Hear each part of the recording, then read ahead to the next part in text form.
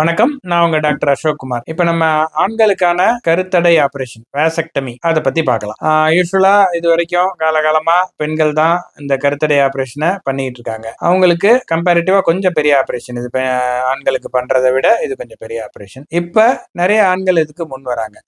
பெண்களுக்கு இப்ப 2வது ஆபரேஷன் பண்றாங்க.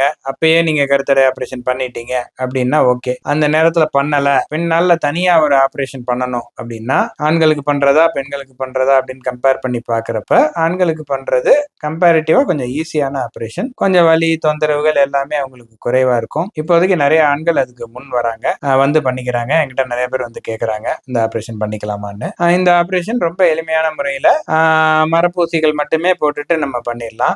டே கேர்ல மார்னிங் அப்படி அட்மிட் பண்ணா ஈவினிங் கூட நம்ம டிஸ்சார்ஜ் ஆகி போயிடலாம். ஒன்றும் பெரிய அளவுல தொந்தரவுகள் இருக்காது. நிறைய பேர் கம்ஃபர்டபுளாவே இருக்காங்க. அதனால உங்க மனைவிகளுக்கு கொஞ்சம் ஒரு ஆபரேஷனை குறைக்கலாம்னு நீங்க ஃபீல் பண்ணீங்கன்னா கண்டிப்பா அதை பண்ணிக்கலாம். இதனால ஒன்றும் தொந்தரவுகள் கிடையாது.